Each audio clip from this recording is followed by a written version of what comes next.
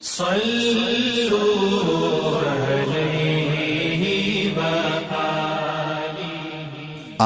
صلی اللہ علیہ وآلہ وسلم پر وحی کا ابتدائی دور اچھے سچے پاکیزہ خوابوں سے شروع ہوا۔ آپ خواب میں جو کچھ دیکھتے وہ صبح کی روشنی کی طرح صحیح اور سچا ثابت ہوتا۔ پھر من جانب قدرت آپ تنہائی پسند ہو گئے اور آپ نے غار حرا میں خلوت نشینی اختیار فرمائی اور کئی دن اور رات وہاں مسلسل عبادت اور یاد الہی و ذکر میں مشغول رہنے لگے۔ جب تک گھر آنے کو دل نہ چاہتا توشہ ہمراہ لیے ہوئے وہاں رہتے۔ توشہ ختم ہونے پر ہی اہلیہ محترمہ حضرت خدیجہ رضی اللہ تعالی عنہا کے پاس تشریف لاتے اور کچھ توشہ ہمراہ لے کر پھر وہاں جا کر خلوت گزین ہو جاتے۔ یہی طریقہ جاری رہا یہاں تک کہ آپ پر حق منکشف ہو گیا اور آپ غار حرا ہی میں قیام پذیر تھے کہ اچانک حضرت جبرائیل علیہ السلام آپ کے پاس حاضر ہوئے اور کہنے لگے کہ اے محمد پڑھو۔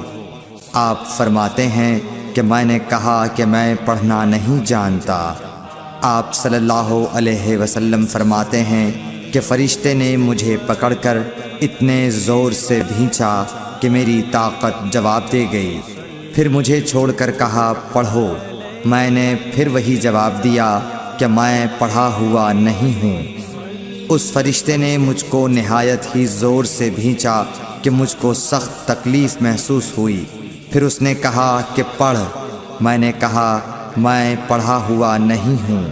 فرشتے نے تیسری بار مجھ کو پکڑا اور تیسری مرتبہ پھر مجھ کو بھینچا۔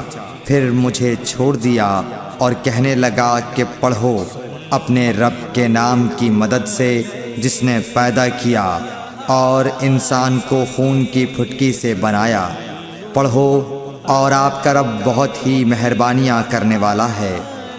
بس یہی آیتیں آپ حضرت جبرائیل علیہ السلام سے سن کر اس حال میں غار حرا سے واپس ہوئے کہ آپ کا دل اس انوکھے واقعے سے کانپ رہا تھا۔ آپ حضرت خدیجہ کے ہاں تشریف لائے اور فرمایا کہ مجھے کمبل اوڑھا دو، مجھے کمبل اوڑھا دو۔ لوگوں نے آپ کو کمبل اوڑھا دیا۔ جب آپ کا ڈر جاتا رہا تو آپ نے اپنی زوجہ محترمہ حضرت خدیجہ رضی اللہ تعالی عنہا کو تفصیل کے ساتھ یہ واقعہ سنایا اور فرمانے لگے کہ مجھ کو اب اپنی جان کا خوف ہو گیا ہے۔ آپ کی اہلیہ محترمہ حضرت خدیجہ رضی اللہ تعالی عنہا نے آپ کی ڈھارس بندھائی اور کہا کہ آپ کا خیال صحیح نہیں ہے۔ اللہ کی قسم آپ کو اللہ کبھی رسوا نہیں کرے گا۔ آپ تو اخلاق فاضلہ کے مالک ہیں۔ آپ تو کنبہ پرور ہیں، بے کسوں کا بوجھ اپنے سر پر رکھتے ہیں، مفلسوں کے لیے آپ کماتے ہیں، مہمان نوازی میں آپ بے مثال ہیں اور مشکل وقت میں آپ امر حق کا ساتھ دیتے ہیں۔ ایسے اوصاف حسنہ والا انسان یوں بے وقت ذلت و خواری کی موت نہیں پا سکتا۔ پھر مزید تسلی کے لیے حضرت خدیجہ رضی اللہ تعالی عنہا آپ کو ورقہ بن نوفل کے پاس لے گئیں جو ان کے چچا زاد بھائی تھے اور زمانہ جاہلیت میں نصرانی مذہب اختیار کر چکے تھے اور عبرانی زبان کے کاتب تھے۔ چنانچہ انجیل کو بھی حسب منشائے خداوندی عبرانی زبان میں لکھا کرتے تھے۔ انجیل سریانی زبان میں نازل ہوئی تھی، پھر اس کا ترجمہ عبرانی زبان میں ہوا۔ ورقہ اسی کو لکھتے تھے۔ وہ بہت بوڑھے ہو گئے تھے، یہاں تک کہ ان کی بینائی بھی رخصت ہو چکی تھی۔ حضرت خدیجہ رضی اللہ تعالی عنہا نے ان کے سامنے آپ کے حالات بیان کیے اور کہا کہ اے چچا زاد بھائی، اپنے بھتیجے محمد صلی اللہ علیہ وسلم کی زبانی ذرا ان کی کیفیت سن لیجئے۔ وہ بولے کہ بھتیجے آپ نے جو کچھ دیکھا ہے اس کی تفصیل سناؤ۔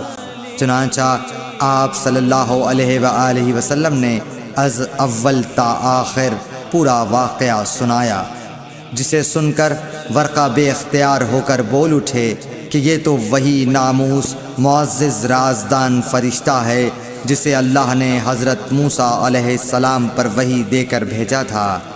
کاش میں آپ کے اس عہد نبوت کے شروع ہونے پر جواں عمر ہوتا، کاش میں اس وقت تک زندہ رہتا جب کہ آپ کی قوم آپ کو اس شہر سے نکال دے گی۔ رسول کریم صلی اللہ علیہ وآلہ وسلم نے یہ سن کر تعجب سے پوچھا کہ کیا وہ لوگ مجھ کو نکال دیں گے، حالانکہ میں تو ان میں صادق و امین و مقبول ہوں۔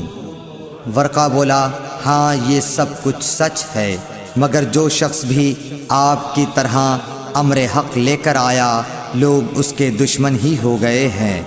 اگر مجھے آپ کی نبوت کا وہ زمانہ مل جائے تو میں آپ کی پوری مدد کروں گا، مگر ورقہ کچھ دنوں کے بعد انتقال کر گئے، پھر کچھ عرصے تک وحی کی آمد موقوف رہی۔